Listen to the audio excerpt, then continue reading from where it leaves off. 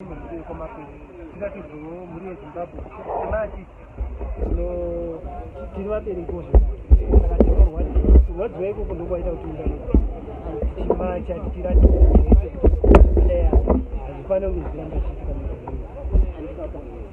fana pataona kuti kana tizinge tazotanga mukana wokuti tinge tichitaura nemi vamwe vevaimbi vatakamirira kuti vange vachitijoina tichisimuka vemuno muZimbabwe varikusikana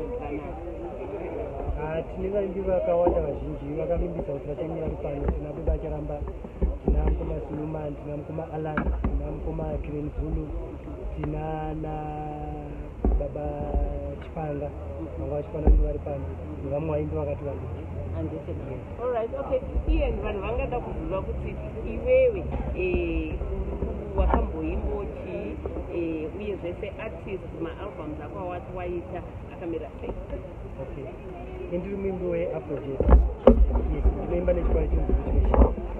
Saka ndakamboita maalbums akati wandiri mashure egospel. Imwenzi musoro wacho one, that was in 1998. Then another one, yainzi Kabare Uchi, I did in 2013. So now I'm preparing another album on the 6th of December when I'm launching another album. Okay. No, thank you very much. So, program yedu yanasi yakamira sei tikona police base vamirira nemabhosvo avo vachazenge vachifambawo nesu, and right now ndofunga tangomirira police escort ichafambawo nesu tichitenderera patinenge tichifamba. Program, the whole program yakamira sei? The whole program yedu iripo ina mareva asi tiri kungoda kuita 2 hours chete. Tikuti tikamacha tikanotenderera along Samora Masheo tonodzoka naRegai Samuel pakona apa paRobarinda Bestway ndopatine matenda aripo nemachero ndopatichazowadzidziswawo nevachapa masikitisi. But tiringotarisira kuti zvichangoita within 2 hours or less. Asi tine police band yatinenge tinayo ndiko zvinotangomira mapurisa anoteescota kuti tikange program. Alright. No, thank you so much, Ian. Tichitenda nechidziko chamaronga ichi kuratidzawo nekubatawo nemhuri yekwaMakore kuchema pakuchezeka navo, and not only mhuri yekwaMakore, tikutaurawo vakawanda vabereki vari kushaikirwawo nevana varikubva tongodisappear patashaya kuziva kuti zviri kufamba sei kana kuti zviri kuita sei. Bob Beulah, maybe your last message on behalf of the Makore family to ma-others edu aya atinenge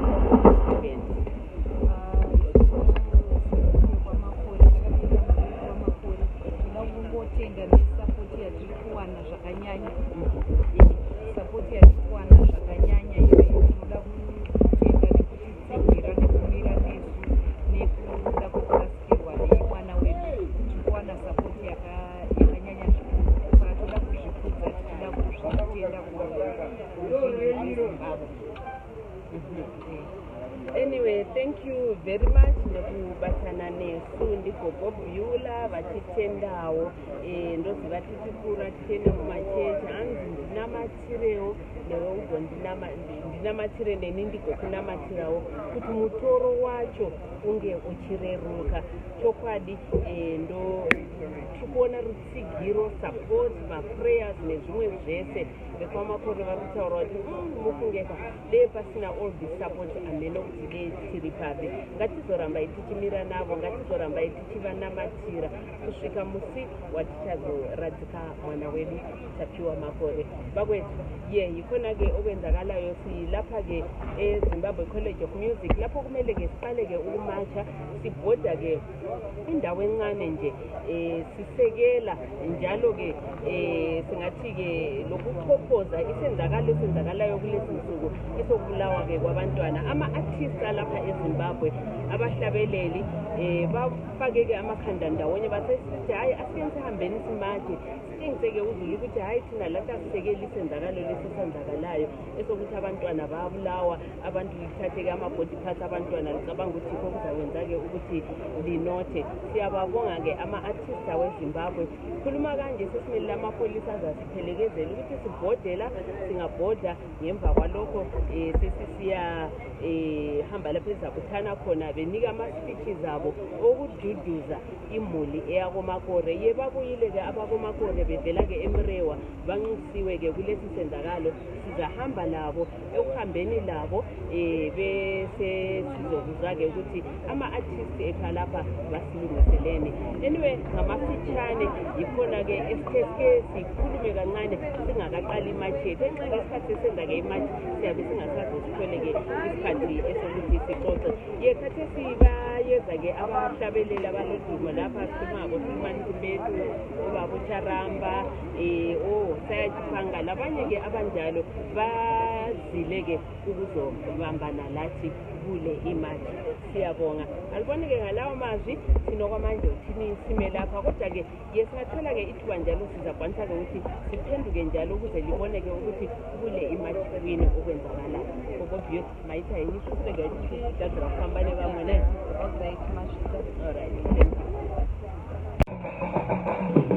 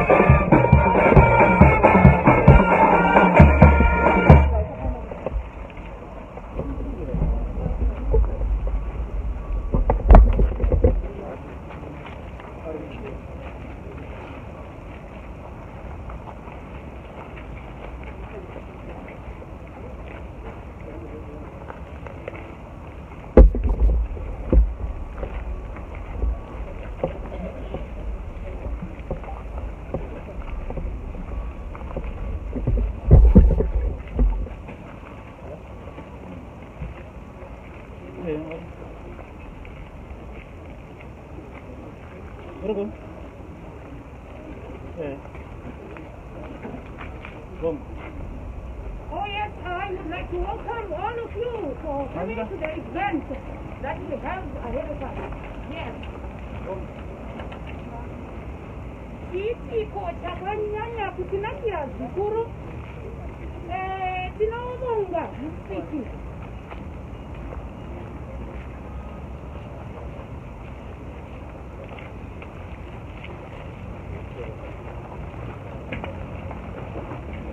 Regaiti, one pekugara, vari kuwana pekugara.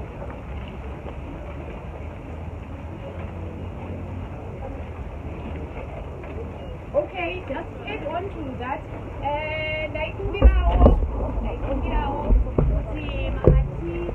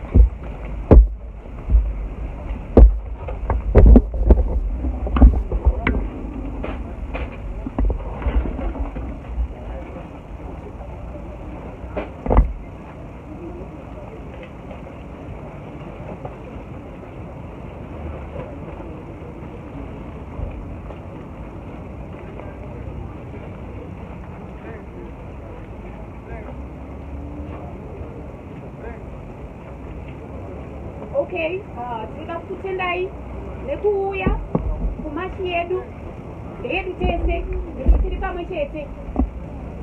Nekuti shoko raMwari rinotaura kuti panoungana vaviri kana vatatu nezita rangu ndini ndinenge ndiri pakati pavo. Saka tiri pano tisikatitendera. Regai tikumbire artist mujibha vauye vatiisewo kuna Mwari nemunyengetero.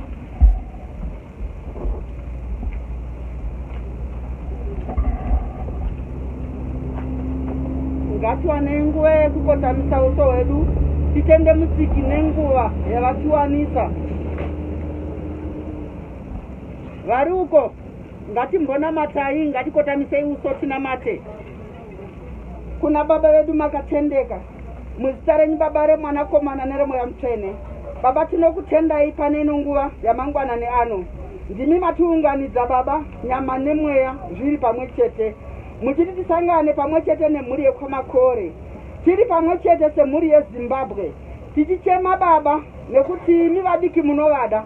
Makati regai vadiki vauye kwandiri vachiuya nemufaro, kwete nzira yatiri kuona iri kushandiswa Baba kuparadza mweya yevadiki. Mwari wenyasha, Mwari wengoni, tiri kuchemera roko rwenyu pane zvese zvatikuita pazuva ranhasi. Baba, chiwanikai muchiva nesu, tozviziva matova patiri Baba, uvapo hwenyu huri pakati pedu. Tiropafadzai programu paichatanga Baba kusvika paichaperera Mwari. Zvose tongoisa mukati memaoko enyu kuburikidza neMwanakomana wenyu Ishe Jesu. Tanamata nekutenda. Amen.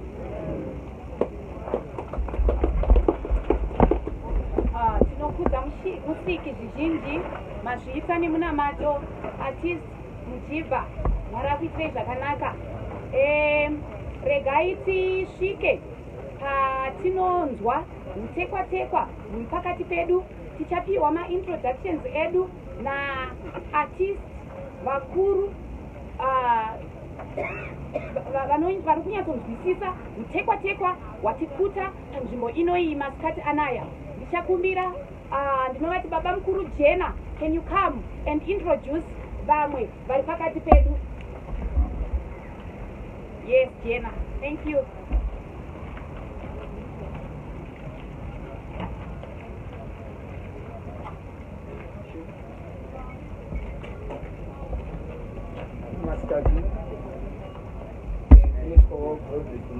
Jena